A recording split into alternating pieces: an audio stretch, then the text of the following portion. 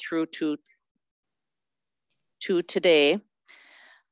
So first of all, part of your homework, and we can bring it up on the screen and talk a little bit more in detail about the 2007 comprehensive plan up, and that particular component on the economic development plan at that time. So that's the first thing that we're going to do. Then secondly, and we'll pull at the appropriate time, pull this document up as well. We'll be going to the document that basically engaged Winona in all of their effort in reaching out to everyone in the community. Community members expressed for economic development purposes what was important to them and what they thought the city needed. So those are the two things we're going to try to accomplish today. And then thirdly, at the last meeting, there were some questions about commuting data. And I want to thank Nick Larson for putting that detailed data together. We have more information on that, so we'll want to leave time for that. I do also want to express Pat Mutter is here, and I received an email from her today. And I can't get what Pat emailed me on the agenda for today. This is our third subcommittee meeting for the day. So we will get that on an agenda. It's about marketing, working together, and the tie between tourism and economic development, which I think we both recognize, but that will be important for a future meeting. So with that being said, if we could go to the economic development plan section of the 2007 comprehensive plan. Luke has that up on the screen. And again, I think all of you were given this as a piece of homework, but what we can do is summarize here and to refresh everyone. So this particular plan was set up, it was in 2007. And first part of the plan, there's 5 bullet points. And the bullet points summarize what some of the issues that were identified at that time by that subcommittee, what some of the driving issues were. And they are, of course, local jobs, land use, entrepreneurship, workforce, and healthcare. So those were the issues during the 2007 plan. I think when we go through the engagement piece with all of the comments, we might be able to come together with some thoughts. Plus, at the last meeting, what you mentioned in your strengths and weaknesses to identify some of those issues down the road. Are there any that are not pertinent, or when you reviewed these issues, what were your thoughts if we could just express some input on those?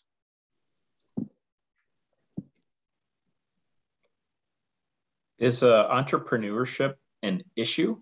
Right. What have we identified as an issue? Right. So at that time, it was just noting that we had a lot of companies founded here, mm-hmm. and the issue was how do we grow that next generation? I believe that when we get to that data that Nick's going to go through later, or together we'll go through it. Part of the issue is how do we get that started? It is an issue. It's hard to start a business up. What resources are out there? So we did hear it as an issue during some of the engagement. Yeah, and I would, I guess, concur with that. Maybe the message could be a little bit more clear about why it is an issue. If it's difficult, are there barriers to doing it that we could remove? Maybe just be a little bit more clear in the description, because I think it is an important issue here, important topic, I should say. Great and comment. Maybe healthcare would be the other thing. That I feel like our healthcare has improved quite a bit since 2007. I don't know what the stats are on that, but yeah, I was going to ask Ben. I was going to ask the same question regarding healthcare. I mean, the status of healthcare when it was changed. I don't know if there were a lot of statistics back in 2007 that pointed to insufficient services for its population that ended up on this report. But if this was going to continue to be an issue that we were to push forward, I would definitely need to see some data that would support the fact that that we have insufficient healthcare options or services provided for a city of our size. Thank you. I agree. It has changed a lot, of course, since 2007. So we'll look back and research, what were some of the issues around that at the time of this plan. Anything else on land use or workforce or local jobs and job creation? Well, I identified there in local jobs and job creation, the very last line of the issue, was a question, should an incubator with WC be explored? And I do believe that we did explore that. The city, that we had a job incubator. In fact, I can look out my office window at the space that used to be the incubator across the street. So I'm not sure if that's something we want to continue to promote, or whether that's an idea that didn't take off and doesn't have enough support. Okay, that's so noted. That's, the Port Authority and City were part, and the Chamber and Main Street and the universities were all part of the garage. And it was a great space. A lot of things were accomplished. I guess in the end, it didn't cash flow. And some things we have to recognize just require capital to continue on with certain projects. So that's certainly something we can explore. Well, this is Nathan. Hey, sorry to jump in here. I just wanted to say, if you do get to the point of exploring an incubator, I kind of feel like, the garage was great, but we at WCAM Properties sort of have a real cool incubator down here on the East End. So I just want to throw that out there if people are talking about incubators and what it means to be an incubator. And also, we've got just a ton of unused space that we're happy to try to help in that regard. Thank you, Nathan. That's a good point. Whether it's privately or publicly or a partnership of both, where some of these things can be accomplished. I do believe we even had a follow-up meeting on the garage with the Chamber and did discuss what some options might be with their location in that particular building. So if there's nothing else on issues, do you have anything more on issues, anyone, related to the 07 plan? Mm-hmm. Then moving on with the goals, as you can see, we have a section with goals and objectives and then policies and actions. So we have lots of titles and names here, but quality of life was the #1 goal for the plan back in 2007. And I think that we heard that during our last meeting, when many people spoke of the beauty of the area and drawing people here. Perhaps a word other than quality of life. That's kind of an old one, but maybe, is there anything you would want to take a look at or change either in the goal or in the objectives?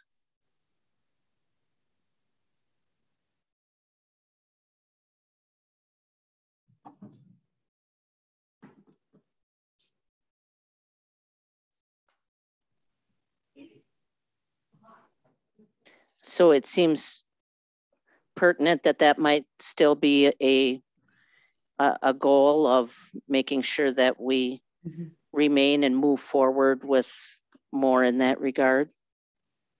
Yes. Yeah. And maybe for the next, if you think of areas to expand on the objectives, what would we update in order to meet that goal?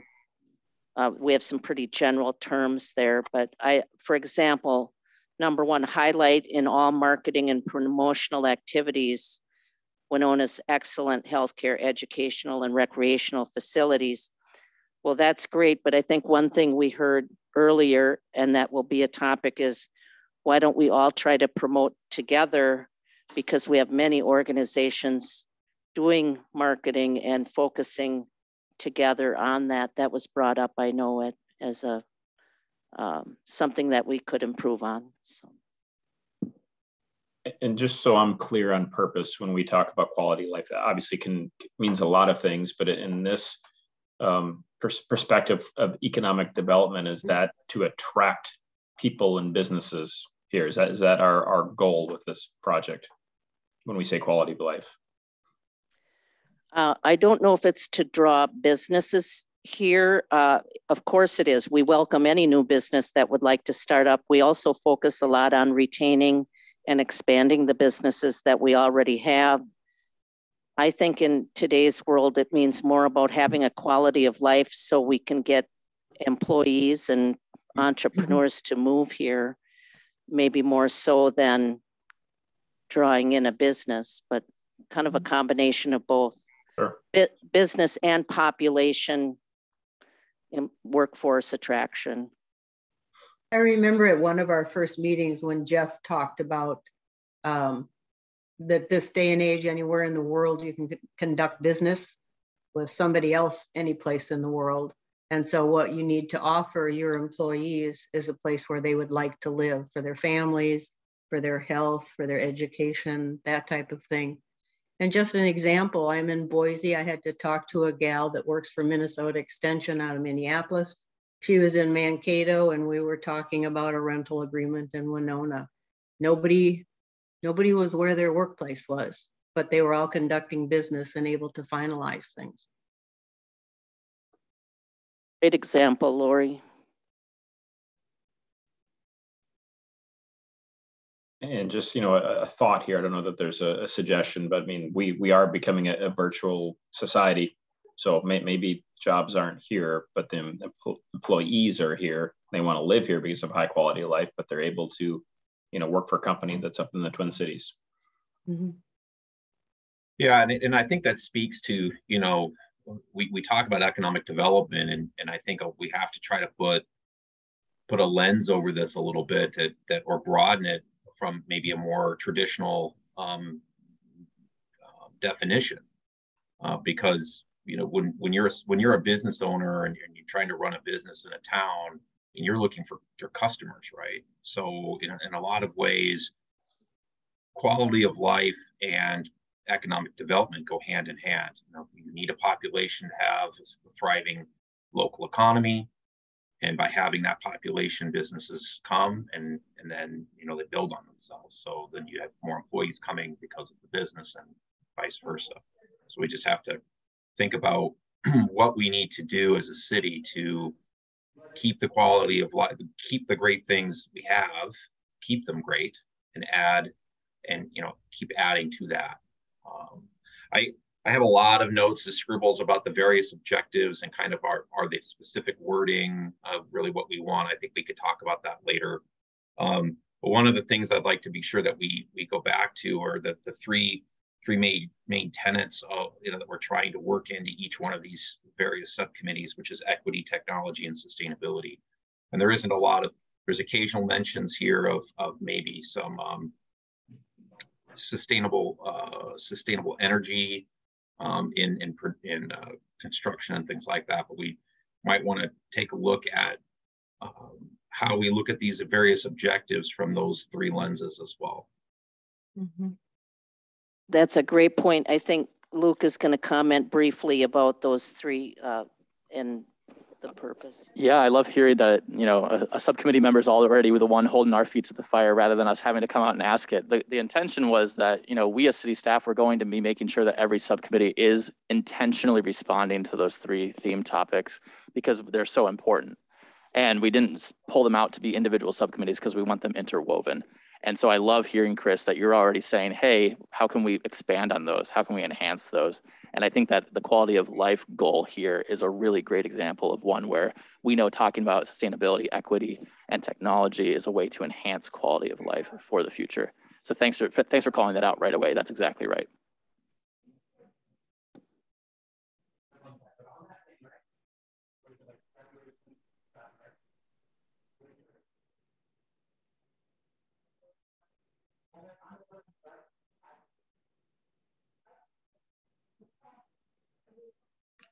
Is somebody speaking? Lori, it was me, sorry. So in the link that I sent to city staff today, the article was called The Halo Effect of Tourism. And all of us who work in tourism talk about tourism as a gateway to economic development. And it talks about how people are more apt to move to a community if they have seen advertising on it and have then visited the community. And when you have a community like Winona, where, you know, I think all of us are so proud to live here, that it really showcases what we have and what we can offer to people moving in, and that they're more apt to then, you know, send their kids to school here, buy a second home here, retire here, and, you know, open a business here. So that link really has research that you fall back on, that really is the case.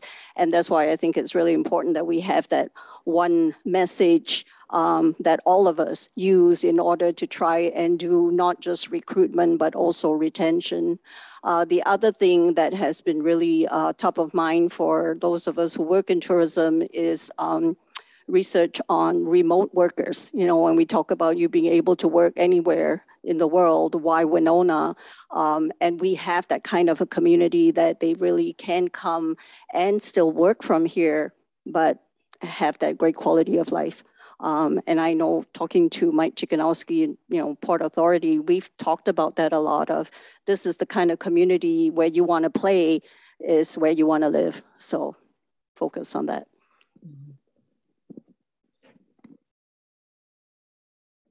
Anyone else on that topic? It's an important one, that's for sure. I think what Chris said too about what is economic development, and we can bring back more information on this, but you know, back in the day it was land, labor, capital, and those aren't the top three anymore. So that's important to note when we're defining what it is. Especially leveraging technology for that same idea of sharing tourism. Is anybody familiar with Think Eau Claire? It's Eau Claire's giant campaign that they have out. Yeah, Lucy, I saw it. Google it when we're done here. They have these amazing videos that, heck, I love Winona like crazy and I'll never move, but you watch the video and I even want to move to Eau Claire. But it's all about talking about their quality of life and their natural beauty and everything that makes their city great. And it's all about messaging, right? How do you communicate it to the masses? And then I'm sure that they have a whole marketing team that strategically places it in key demographics that, you know, are having a housing boom that is pricing people out of the market or is having natural disasters. And so how can we target it collectively? That's a great point, Mike. And this is Lucy. City staff and the chamber have met. We've had one meeting already about the Think Eau Claire, have both looked at it and think it's a good example of everyone working together to market. So, Lucy, I was thinking when Chris mentioned the vitality of the businesses that are already here in downtown, that I guess would be considered some sort of resource for those people who are working remotely, is that living in Winona, even though all their businesses taken over in Minneapolis or elsewhere, that they can still go downtown Winona and find everything they need. So we can't forget the small businesses that are down there and the other businesses that we already have here. Exactly. Thank you, Lori. Jeff, did you have anything? Yeah, just to echo, is this on? Just to echo what I've heard, it's all been fantastic. And it's one of the things when we're discussing economic development that I think is important to keep in mind is that communities flourish when there's a net import of dollars. If there is a zero import, that is, if there's zero flux on dollars, the community will just stagnate. And if there's a net drawdown on dollars, it'll atrophy. So, you know, economic development, huge element. In fact, probably the most salient point is to say, what are we doing to ensure that long-term there's a strategy that is a net import of dollars? And I think just now everybody mentioned all three spigots. There are three spigots that have dollars flow into Winona, like every other community. One is the visiting dollar, the tourism dollar. People come from outside, they leave $1 here and they go away. The second are businesses that export. that they export either product or services. If you're exporting beer outside the community, that beer leaves the community and $1 comes back in. So it's a net import of $1. The businesses that are here that are churning dollars are vital, but they aren't importers. And so import dollars are really important to be cognizant of. The second or the third spigot is the individual that brings in $1. And that's what Ben had mentioned and a few other people had mentioned, is if you work for Google or Apple or Amazon and you live here, your paycheck is an imported dollar. And those are the three spigots. And when we think about economic development, we think about flourishing economies. As long as we keep those in mind and say, what are we doing to keep those three spigots flowing, the rest will take care of itself. And all the things everybody's mentioned contribute to that. Quality of life that have people want to visit here. Or quality of life that make people want to live here, even though they're working for somebody outside the community. And then, of course, any businesses that are here that are in a position to export product or service and import dollars should be high priority as well. That makes sense. Thank you. One of the next goals is business development and the overall theme with that. So there's 8 objectives under that. It's about retaining and growing existing businesses and attracting new businesses. Again, we have a history of doing this. It's very important to retain the businesses we have. Winona has attracted some new business. I think one's right next to me, Doug, with Island City Brewery. Gypsoil, which is a company the Port Authority worked with to bring here. But if you just take a look at that section and then if you have any comments on whether it's pertinent, not pertinent, or what we need to remember as we're looking at business development in our new plan. And of course, we know the 3 pieces that Chris mentioned, we realize have to be interwoven in the plan in a better way than the 07 plan. So.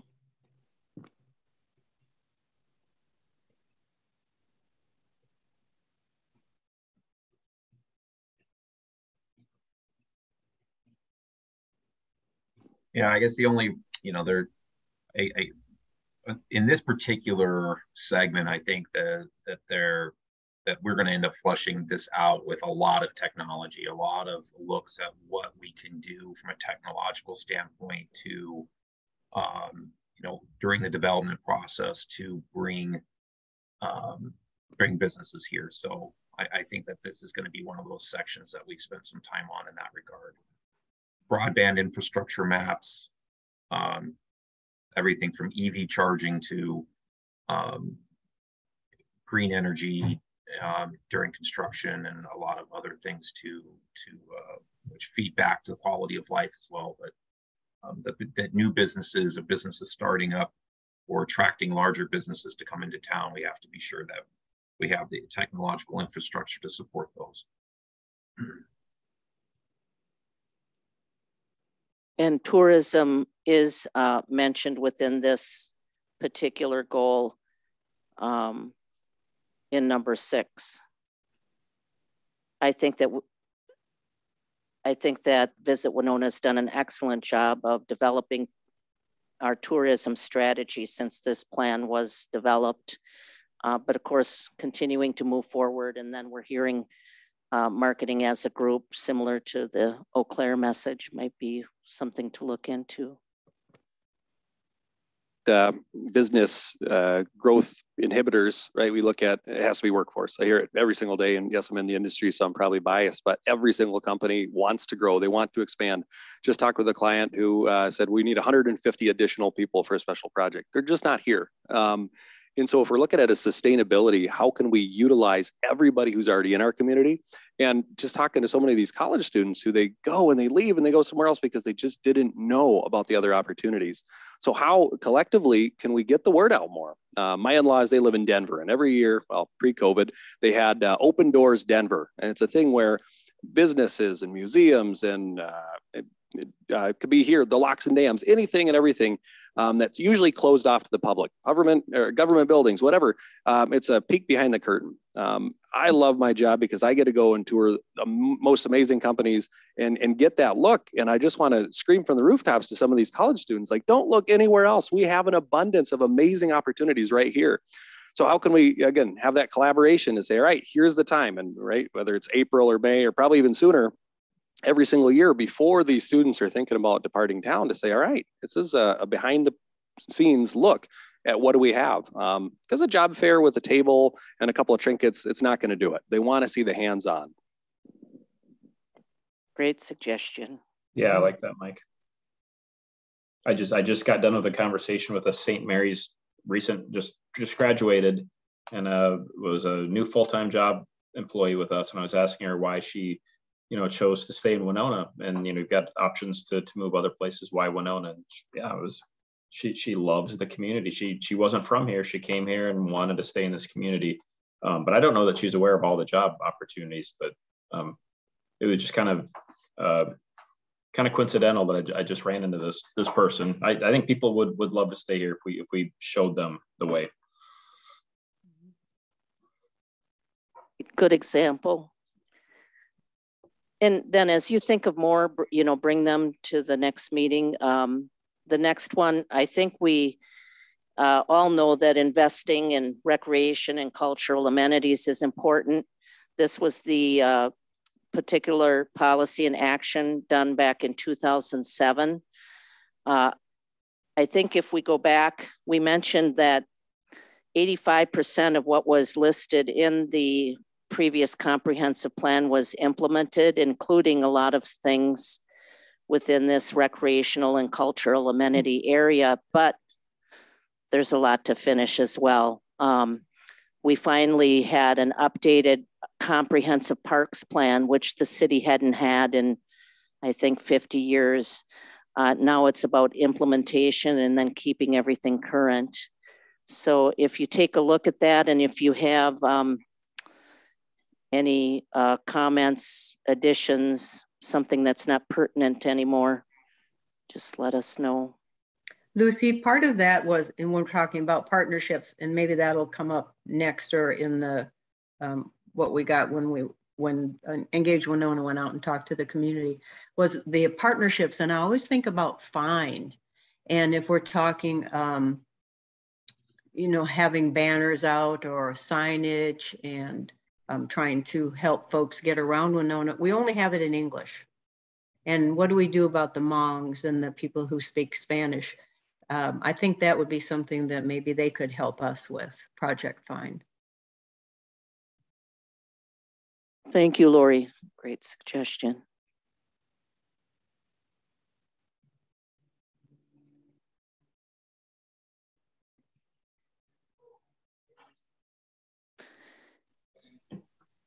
Okay.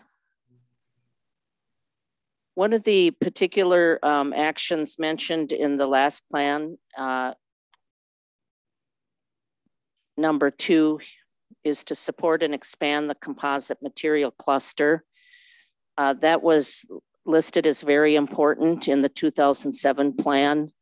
We continue to be a cluster of composite companies in Winona, and it's like 10 times what would be normally expected in a community with our population, or maybe it's 100 times. Jeff might know the number, but we obviously have Kokomo, Winona Canoe, RTP,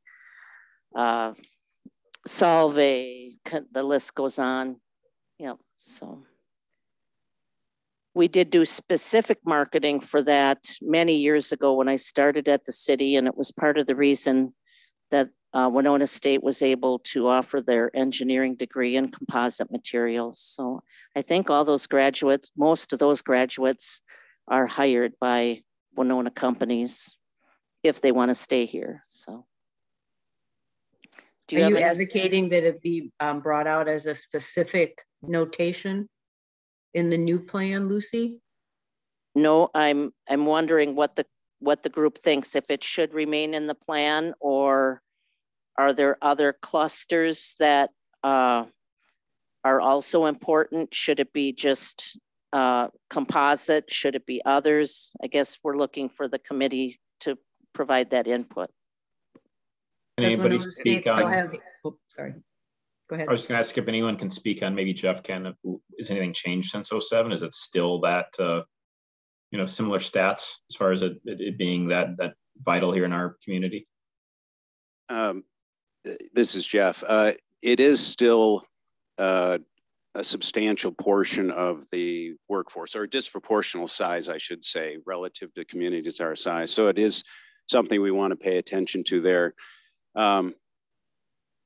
You'd probably expect me to be a full-throated supporter of the composites industry, but I'm going to put on my more, representative hat and say that when it comes to the technology itself, the program at this school is obviously a real gem, and it produces great graduates, and they go all over the world, including here in Winona.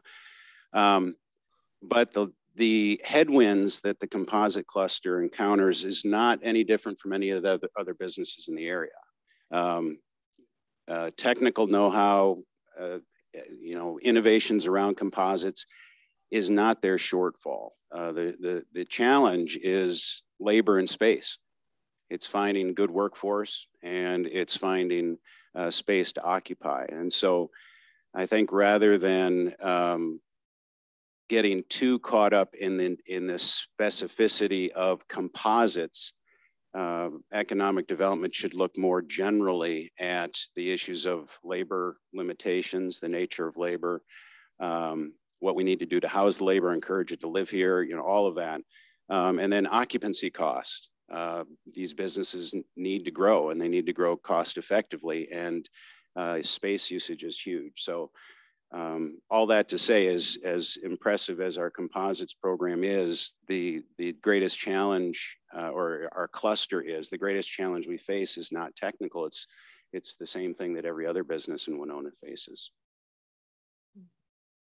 Yeah, I mean, my input on this topic is, whether it needs to be called out specifically, from the city's perspective, and whether the cluster, continues to need support from the planning side. I think that we should be trying to explore more opportunities just like that, more clusters or more partnerships between industry and the universities, and how that might generate something new and exciting for the community 5, 10, 15, 20 years from now. But my question, I wrote it on my sheet is this still needed? Or was it successful? And should we just, like Jeff said, kind of be more general here with what we need to try to do to broaden the focus, if you will, or kind of tackle other issues of the day? This is so not specific at all either. It just yeah, of course we should support it, but differently. It says assist the existing business base. Yeah, we should, but what does that mean? I struggled with what this meant. Yeah. What is it? Go ahead, please. What's interesting is we have so many composite manufacturers, and yet we have a lot of them who are exporting their raw materials, and then local companies that are buying pellets from other outside companies. So when you think of supply chain issues, if a CPI compression molder making jet ski parts and truck beds can get their parts right down the road instead of waiting on a ship that's out, stuck in port somewhere, it's a huge benefit to town. And so maybe not specifically looking at just composites with that, but with electronics manufacturing, with any other type of manufacturer, how can we get more businesses supporting other businesses locally? It's a win-win for everybody. Yeah, I would wholeheartedly agree with that. The other thing is that as much attention as the composites industry gets, there are some amazing things going on in this community in the technological area in other industries.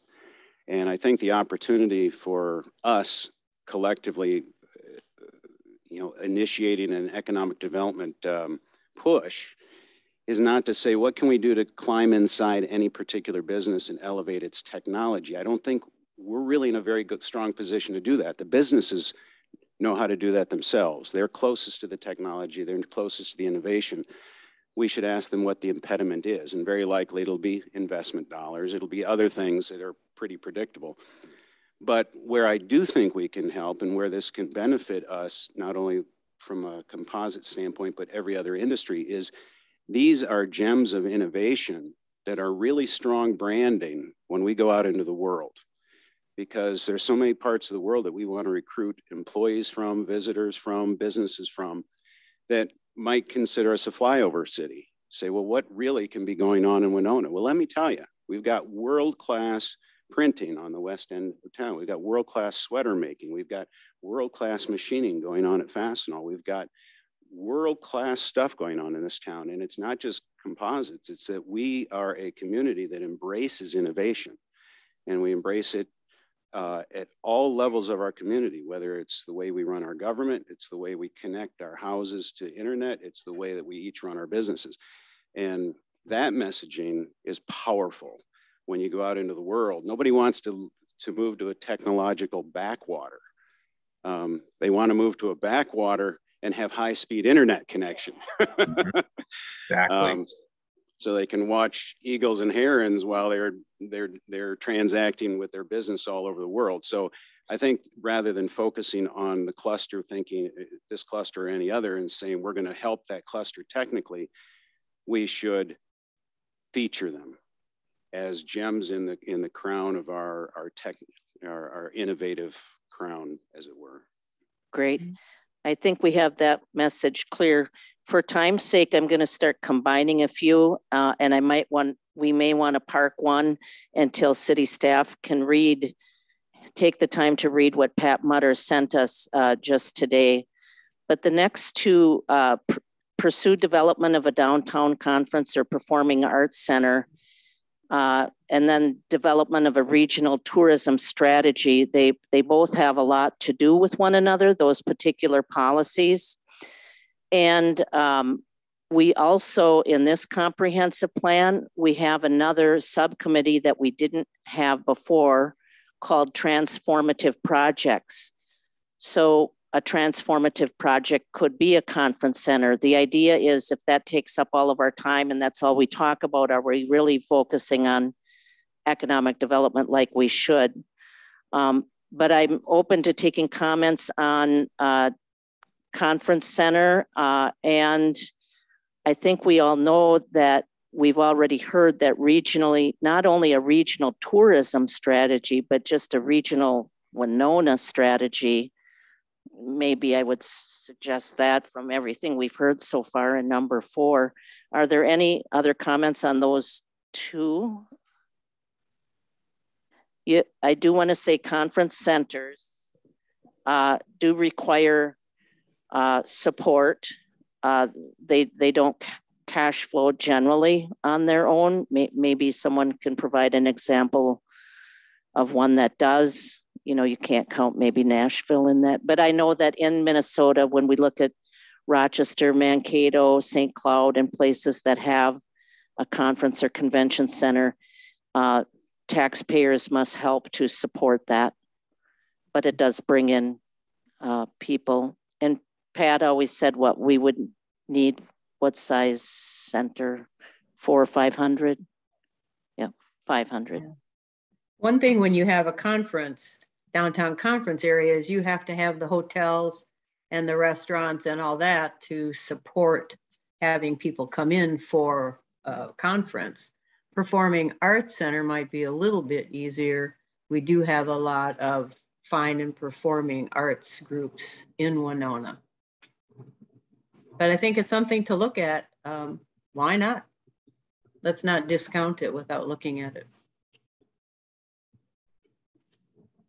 Pointed out as a follow-up question, would you point it out individually that it should be specifically, just like we said with composites, should a conference center be specifically stated, or do you think that what you mentioned, performing arts venues, you know, anything to draw people in general, having something more general, or still would like the conference center included?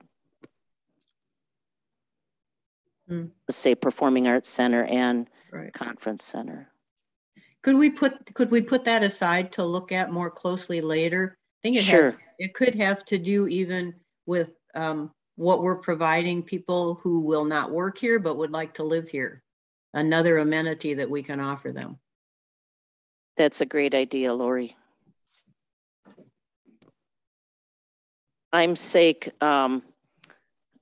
if I skip over number 5 for the time being, because we all know it's the #1 need. At 6, I guess in 6 and 7, they seem kind of like old-fashioned. Well, of course, you'd foster global connections.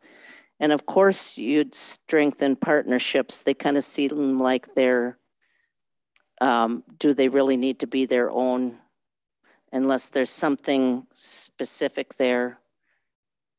The global connection really talks more about transportation if you take a look at it, and maybe that could be brought to the transportation subcommittee. Or marketing. Could possibly go under a number of places.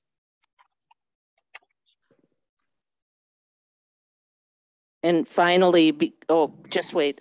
Quick comment about the partnerships, and specifically partnerships related to the university. You know, we're reading in this week's press about collapsing enrollments, and St. Mary's is struggling with that. Winona State's struggling with that. It's just the reality is that there are fewer and fewer students out there who are attending schools, and it's getting very competitive. Content learning is now ubiquitous. That is, you can learn physics anywhere you want. You know, you can get it online. You don't have to be in a classroom to get it. You don't have to be at St. Mary's to get it. You don't have to be at Winona State. And so content is becoming less and less the competitive advantage of these schools, and more it's where they're located. Students are making decisions on where to go to school based on where they're located. And so, you know, we collectively in this valley have a huge opportunity to help our schools recruit their students. And I looked through some of their literature, both on Winona State's and St. Mary's, and they'll make reference to the setting, but they don't speak to what you were saying about that not only is this a beautiful place, but it's a beautiful place of opportunity for them postgraduate. And so I think the recruiting of students, both for us as a community and obviously for the schools, starts very early on and says, come here to go to school, come here to stay and work. And I am not aware of any real active, cohesive branding with our universities, like a tourism initiative that is geared toward those students who are looking to go to college. And wouldn't you like to go to college in a place where you're 2 minutes from paddling a canoe or skiing on a trail or going to a performing arts center or seeing a museum or having a job outside your door? I haven't seen anything like that. And I think in this day and age where students are picking their schools largely about where they want to wake up any given day, that will become a sustainable competitive advantage for us. So I think that partnership with the university has a lot of opportunity in it.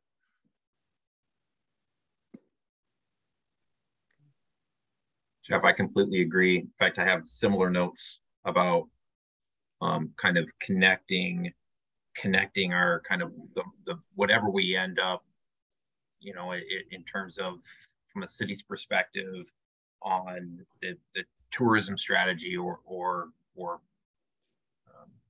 messaging, if you will, that we need to coordinate that with the universities as the is something. And I actually put on here, meet with the school presidents, find out what's next. You know, what are they excited about? What are their advantages that they see that aren't, you know, that we don't want to hear about this stuff in the newspaper, right? Or postings.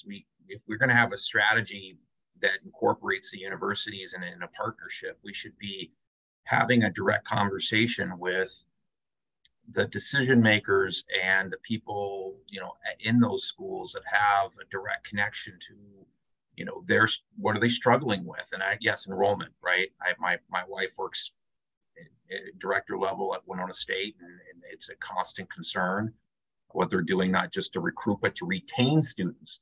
Retention is as big a deal now as recruitment, because if you can retain a student, you don't have to go recruit a new one.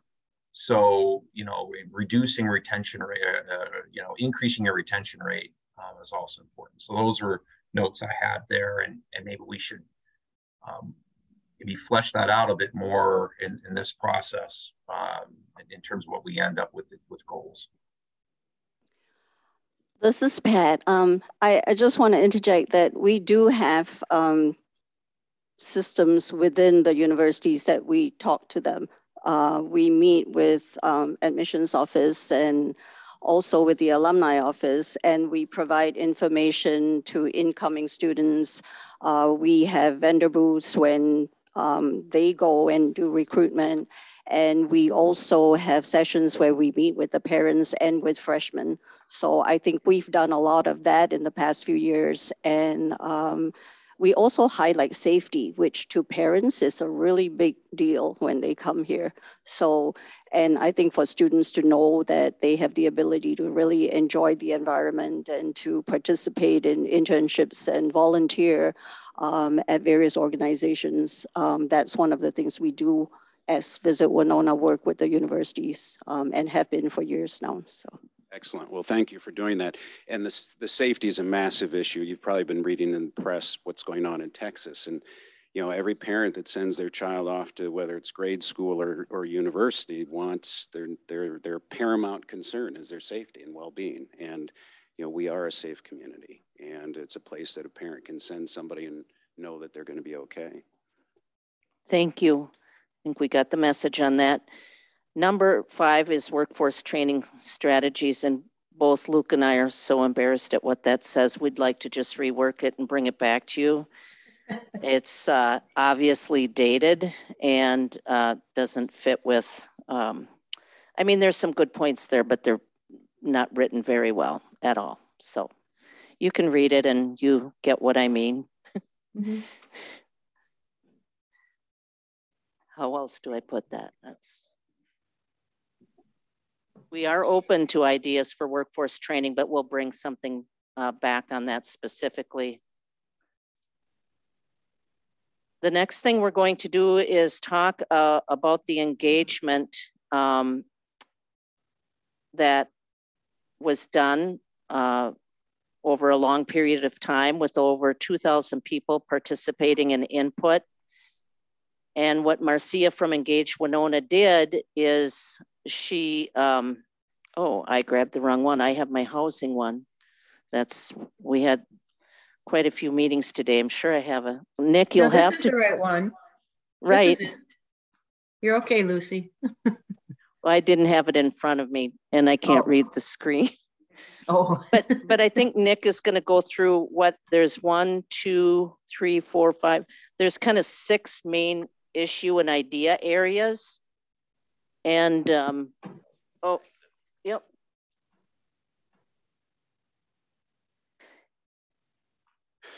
So basically we had the discussion topics we've been talking about, and we'll talk about more in our future meetings.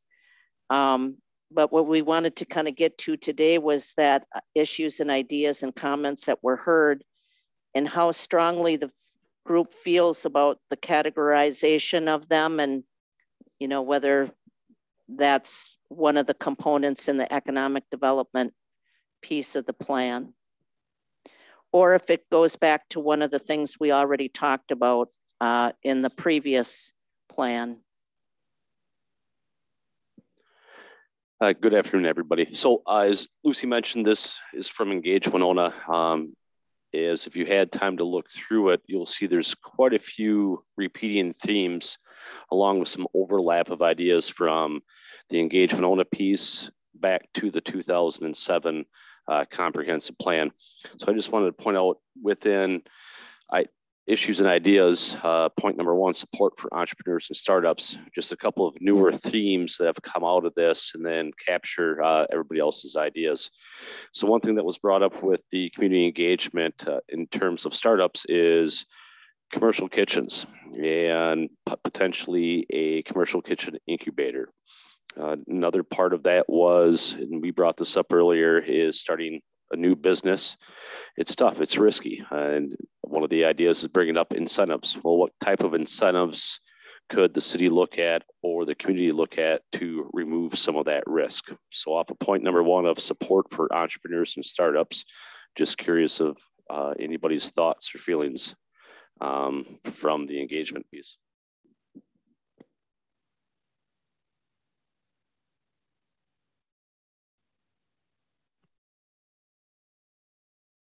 If there's already something in place for this, or even how much of a burden it is, but from a sales tax startup, or I don't know, just something where maybe there's a clause where it's, once you've started a business, you've opened it up, maybe there's 6 months before you're paying anything like that, especially because cash is an issue up front when you're trying to make payroll and pay your suppliers or whatever else.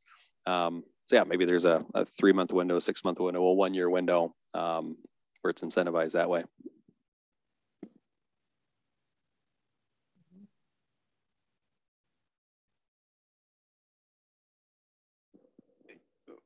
What businesses need to succeed is a really personal and kind of specific question to each business. And it depends largely on where they are in their stage. If we're talking about startup businesses, 24/7, the founder, the entrepreneur has to be focused on that aspect of the business that makes them exceptional.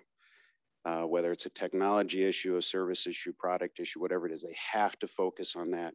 And anything that takes them away from that jeopardizes the business. So if they're worried about occupancy, where they're located, what their rents are, if they're worried about payroll benefits, if they're worried about how their employees are going to have health care, that's a concern. If they're worried about filing taxes, things that aren't core, you're making beer.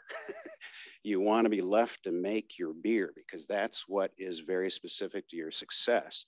Everything else is generalized, and any generalized distraction is going to, take away from your core competitive advantage. And so in those startups, the best thing we can do is offload the founders those concerns, however that is, whatever those are.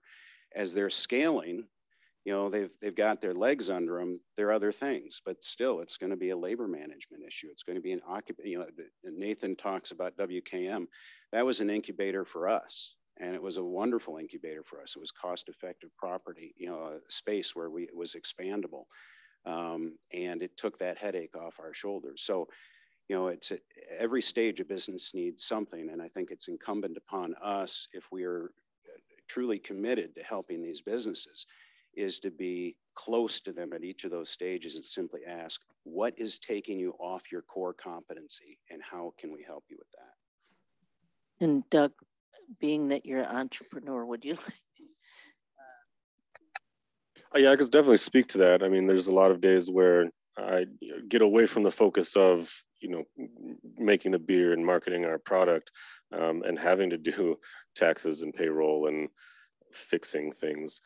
I guess my biggest question is how does a community help? How do we put this into action? Do we make a team that does this? Well, how does that team get paid and reimbursed for their time? That's a huge, definitely a huge piece of the puzzle that needs to be pointed out, but it's hard to visualize for me. Is how does that work? Where do I go to for this help? How do we as a community help these small businesses do things like legalities, taxes, stuff like that? And exactly. And one of the beautiful things about Winona is that's happened organically. We have labor management companies can manage labor. We have landlords that are predisposed to helping startups. We have, tax experts because we're a place where there have been a lot of small businesses before.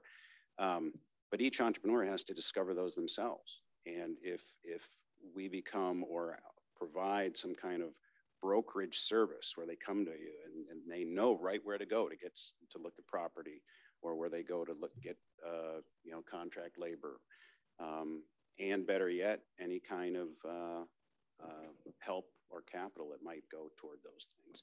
It's a huge load off the entrepreneur's shoulders and positions them for success.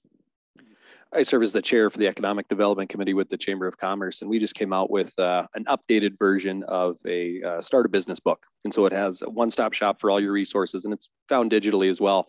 So you can have, everything from, the proper steps of talking to the Small Business Development Center, writing out your business plan, how to secure a loan in your financing, how to do your marketing, and it just kind of goes through step by step.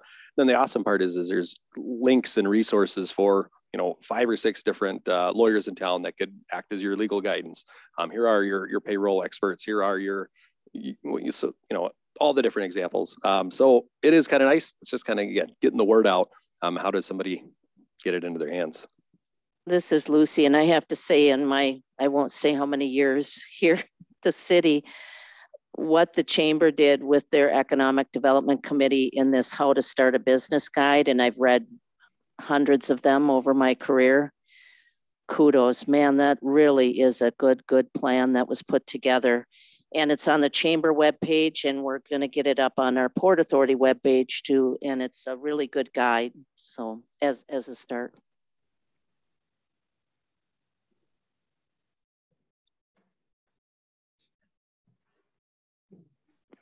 One other comment related to business growth. I think Chris had said, one of the best ways to stabilize economic development is to retain those resources that we already have.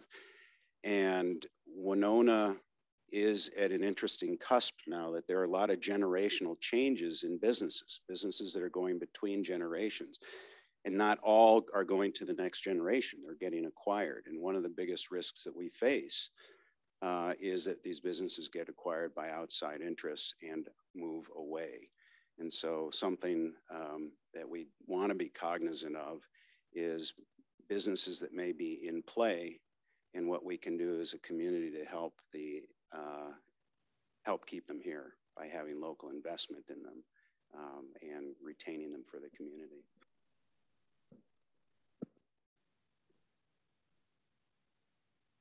Thanks, Jeff. Moving on the second point of retention of young professionals and workforce. There's a topic within here that has not been brought up at all in terms to workforce and retaining employees, recruiting employees. That would be childcare. I'm just curious if anybody has any thoughts upon that. Definitely have to have it. So this is Nathan.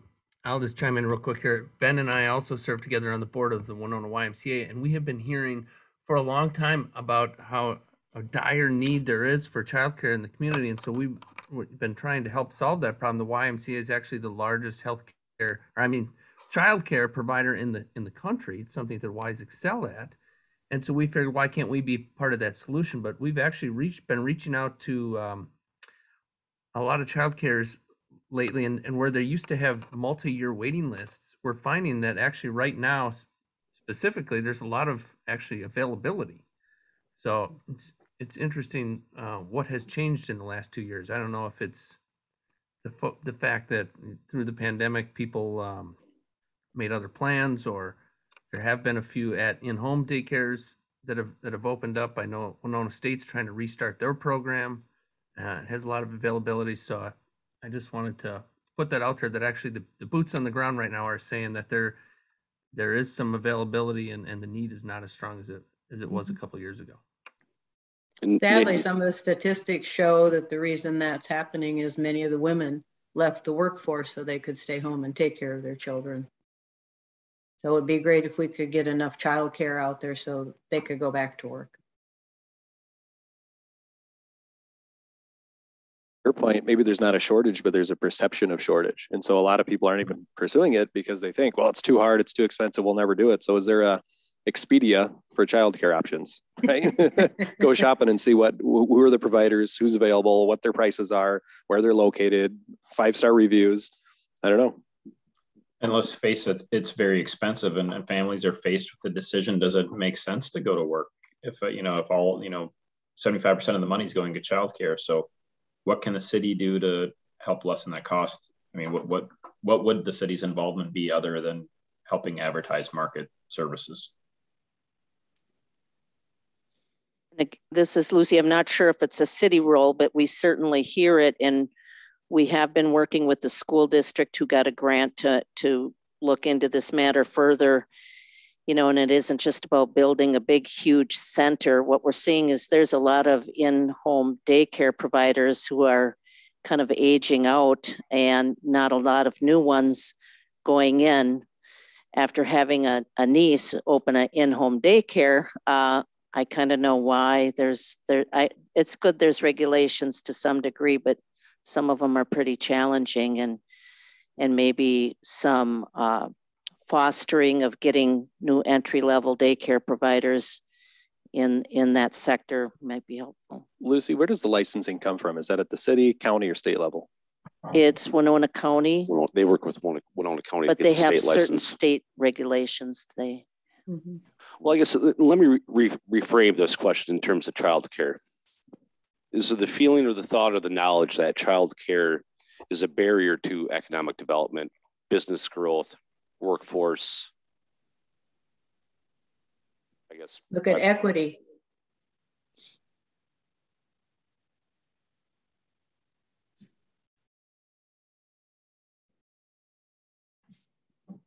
Yes, I think it can be a barrier for sure. Potential candidates all the time. Just one last week. Hey, accepted the position, can't start until he finds childcare because it fell through. And so, yeah. And again, every circumstance is different. But if someone's making $15, $18 an hour, and to your point, Ben, yeah, most of that's going out the door. So it's a lot of family members watching kids. And then when that falls through, then what happens? Or we even see it when the school decides, and I love our public schools, my kids go there, but when they decide on a whim that they're going to shut down for a couple of extra teacher work days that weren't built into the schedule, what's the economic impact that has on our city just like that? Or every snow day where all of a sudden, you know, one of the parents has to stay home, or with COVID, where now the kid has to stay home for a 14-day quarantine, whatever. So there's a huge challenge there for a lot of working parents. And I think the solution has been, well, one parent probably stays home, or at least one parent's going to take the hit more than the other. What's sad though is when we have to, somebody's employment is affected by it and they're terminated because they've missed too many days in a row.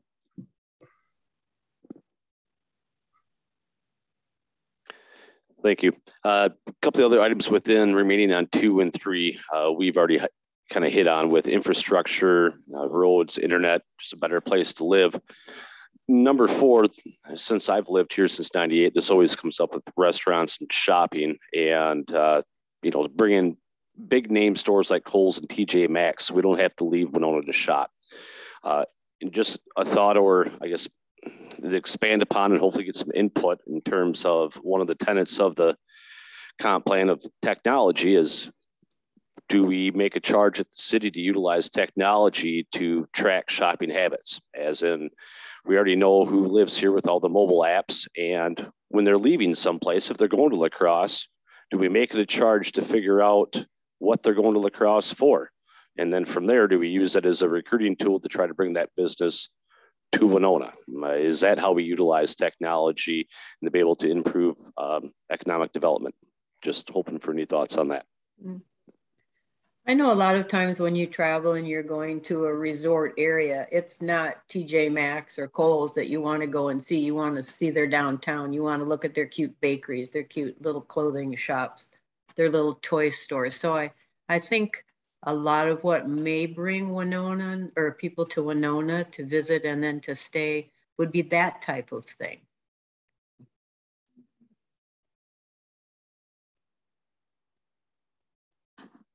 I agree with Lori. And again, in terms of tourism, we promote all that's local and downtown, especially in the small boutique stores.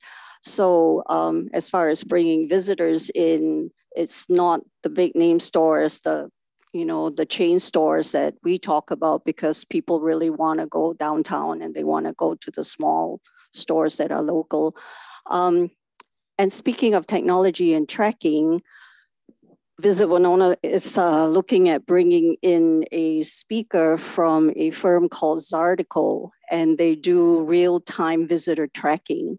So on June 23rd at 8:30 in the morning, we are bringing this person in to talk about that. And they specifically work with destination marketing organizations to track where people go when they come into town, to track spending habits through credit cards, to track hotels, to track if they check on our website and show interest in coming, whether they actually come. And then once they're in town, what places they go to. So I would certainly invite all of you if you're interested in attending that, and we'll let you know more about it. Pat, on that, is that just tracking folks that are coming into the community, or does it also have the capabilities to see what are people going, people that live here, where are they going to? And is that a potential, are we missing something? I mean, when it comes to retention of college students, employees, are we missing the opportunity on not retaining the people that live right here to provide the goods or services that they're going someplace else for? As far as I know, they can track residents too. I saw a very short program that they had offered so that I could then figure out if it was something that we were interested in doing.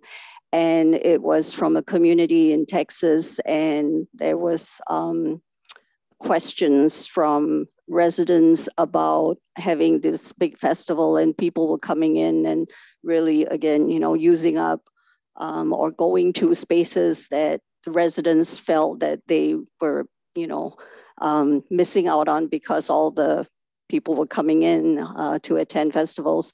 Well, this is a beach town, and they could tell that, if it was raining and you couldn't attend all these things on the beach, where would people go? And they could track the festival goers as well as residents on that same week or weekend that they were looking at what people were doing in town. So that was why we were thinking the, city and county and universities would be interested in this, because you could use it in a variety of ways.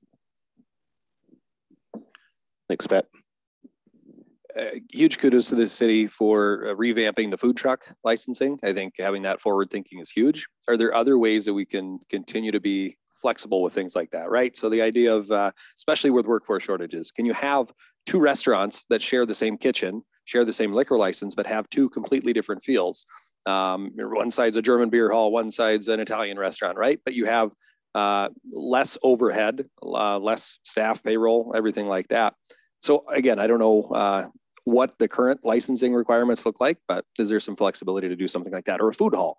I think La Crosse is opening up a new food hall where, again, it's one shared space, 5, 6, 7 different vendors in there, one liquor license, one sales tax license. Minnesota has some of the strangest liquor laws in the country.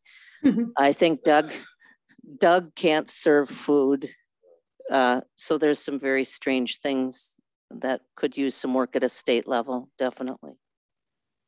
Nick, do you want 5? 5 is so much about when I at first thought people would be talking about creative approaches to funding for businesses, but a lot of this seems to relate to other things, more like city funding projects. The city should get bonds.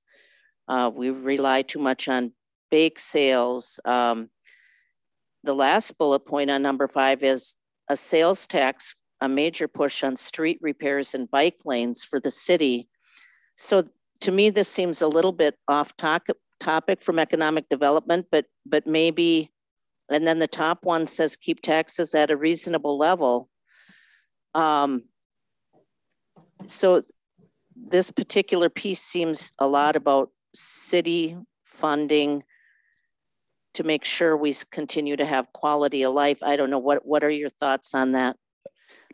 Lucy, about the only theme I could put together out of number 5 and 6 is combining them, of potentially the city and local government utilizing bonding to then, off of the first sentence of point number 6, to develop equity in reinvestment in underutilized areas. I mean, they do point out, the comments, I believe, point out the west side of town, but I guess in a concrete example would be how the city had invested in years past on the east side of town, where Menards, Walmart is, to be able to create more developable land. That's about all I could pull from that. I've got to run, folks. I'm sorry. We're running a little. I've got to get in my car and make another appointment for 5:30. So I will follow up with any additional notes that come post meeting. Thanks, Chris. Bye, Chris. Thank you, Chris. And the next piece, Nick is going to talk about demographics and employment, and it'll be on the webpage as well. One last comment, if I can, before we jump on. One thing I didn't see on here is transportation as it pertains to economic development.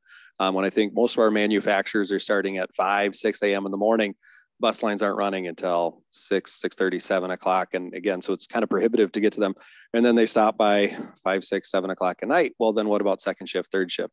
So maybe not running the entire bus line all the time, but are there hubs, are there pockets where, you know, okay, this manufacturing area served 3 or 4 large businesses over there. And from the funding aspect, maybe they have a little bit of buy-in. They can sponsor a bus line, or it's free for their employees to ride the bus. But knowing that if it takes an hour to get from one side of town to the other on a bus versus a 10-minute car ride, we're doing something wrong. So how can you have streamlined bus routes specifically for the larger employers or areas in town? Mm-hmm. We did expand our transportation to help serve some of those other shifts recently, but it's kind of a continual improvement process. And didn't you participate, Luke, in updating the routes? Yeah, so we did go through our first route realignment since probably the 1960s, which was quite a while. And one of the primary goals was to move people east-west across town in a more streamlined way. Before, everything had to go through the transit hub in downtown. And the goal was to have actual east-west routes that also would stop at the transit hub, but then have circulators on the west end of the east end. And we know that it needs to be expanded, is really the truth. We know that we need more evening rides, and we know that it needs to be earlier in order to serve those manufacturing second and third shifts. And it's going to come down to funding. It's going to come down to creative ways to do it. One of the things that has come up that hasn't really taken off, but we'll probably be addressing the Transportation Committee, is things like fare-free transit, where you get the buy-in from employers so that, hey, just jump on a bus and go. Get where you're going to go.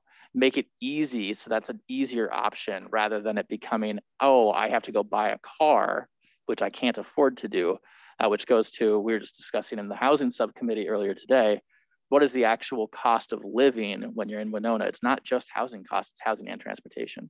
And if that's over 40% of your income, you're not going to be able to live here. So definitely a huge component. I love that you brought that up. Are they looking at incentivizing carpools at the companies? Like maybe pay for gas for the person who's driving, put things up on the bulletin board in the lunchroom, that type of thing? Because that might, I mean, then maybe you get 5 or 6 people in a car. Yeah, I know some employers have tried it. I don't think there's any large organization. There's liabilities too if the company's taking it on versus the individual. One thing we're seeing is you specialize or using like Econo specialty cabs, right? $5, $6, $8 a ride, and they'll send it out and say, yeah, the company will pay for you to get to work. And that's more than a bus pass, and they're doing it for a dozen or 2 dozen workers every morning. Yeah, great idea. Gosh, how much time did Winona spend in the car today with that new intersection? It was awful. It's supposed to end this, not the project, but that particular closure, I believe, is supposed to just be through the next few days. I know it took 45 minutes for our inspector to get to Valley Oaks, so we definitely realize that. Thank you for your patience. We're all very spoiled here. Oh, for sure. From meeting 1, there were some questions about the commuting data and the map that was provided at that point in time, and along in relation to Goodview numbers. So I reached out to Representative Minnesota Deed, and the map that was provided last week is accurate as of 2019, which are the most current numbers. That map showing 13,203 people coming into Winona. That is strictly only Winona. The handout that Luke has up right now on the left-hand side, I was able to gather the information for our neighboring city, Goodview, of how many commuters come in, which is just over 2,000 people, how many live in Goodview and work in Goodview, and that's 164. And then how many live in Goodview and go someplace else to work, and that is almost 2,300. And Luke, if you're able to scroll down, just even a little bit further there for me, please. All right, so with this particular table here, it is dated. This is from our housing study. And at that point in time, the most recent data was from 2014. But what this table shows is on the left-hand side, home destination.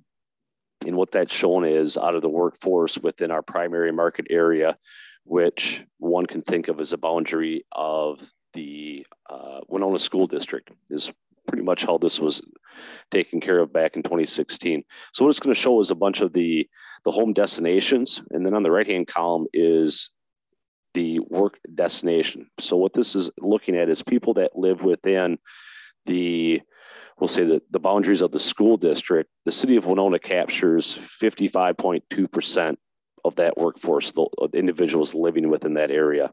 Goodview captures 5.6 and so on and so forth, where Rochester captures 4.8. So just kind of showing some of the commuting information, where our workers are coming from, where some of those living in Winona or the primary market area, where they're going. And again, our community numbers for the city of Winona, when you look at it in percentage wise, very similar to what Red Wing, Minnesota is also. So Nick, if I'm reading this right, Nick always has to interpret when we come to charts because I get confused. So there's 8,217 people whose residence is in Winona, but they work outside of the school district area. Is that correct? Or am I reading it wrong? What they're looking at here, one moment for me. You're speaking about the home destination, Lucy? Yep. Yes, that's how I interpreted that okay. word. Yes.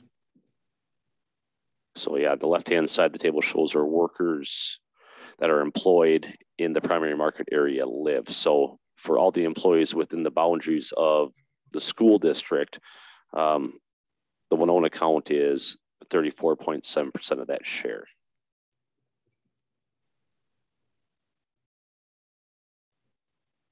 This is separate 2014 data, not the same data as in the colored graphs. They're two different sources. But to get down to that city level, we had to go back to some older data.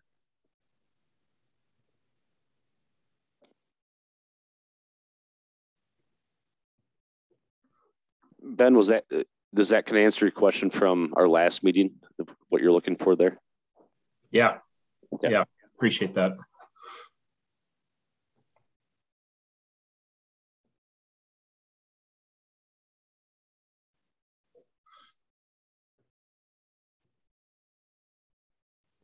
All right. Well, if there's no further questions on that, I think our next step here is to set the date and time for meeting number 3.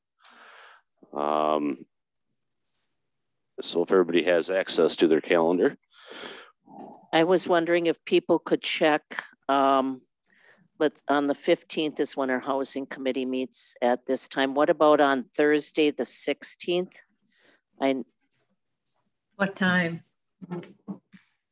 Thursday, the 16th, the same time, 4 o'clock. Oh, it's during Steamboat Days. Let's move it to, what was the date, Luke? Or we could consider June 8th. If we did the same time on June 8th, is that amenable? That'd be better. That's the second Thursday. Oh, we've got Port Authority.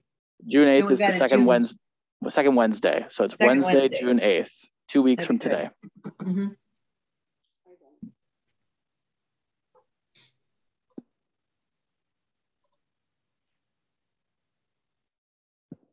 I can do that. So okay, we'll be missing 2, right? Yeah.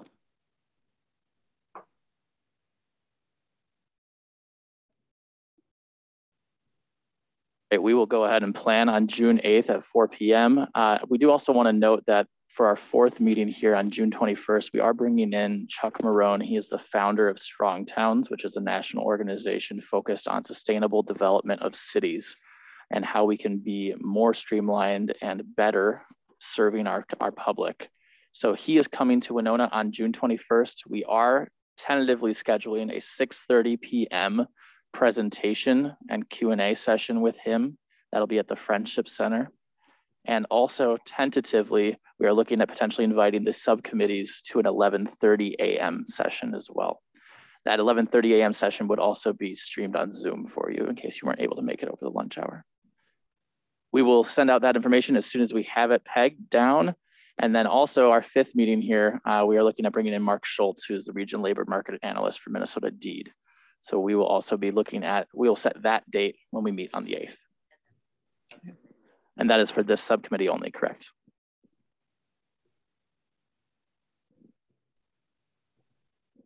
Great. Does anybody have any questions or thoughts or comments before we would adjourn this meeting? Mm-mm. When will the notes be available from this meeting? There were some really good comments made. Lori, after I get the Port Authority minutes done, then I'll start working on all these. Sorry, Nick. But the notes from our first meeting, they should be available on the city website.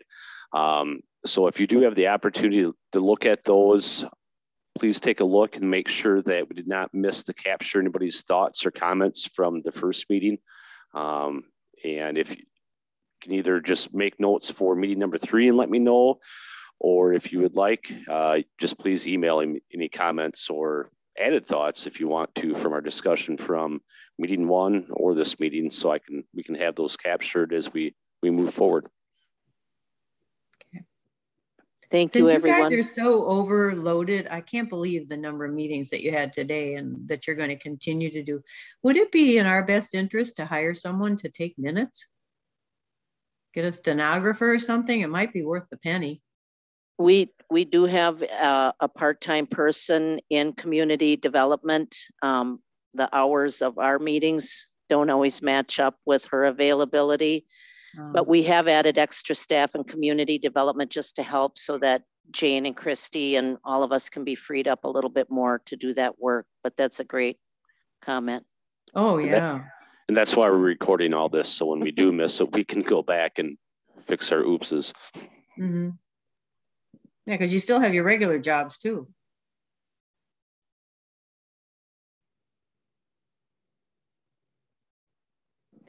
All right, thank you all for your time. Go out there and have a good evening. Thanks, everybody. Thank you.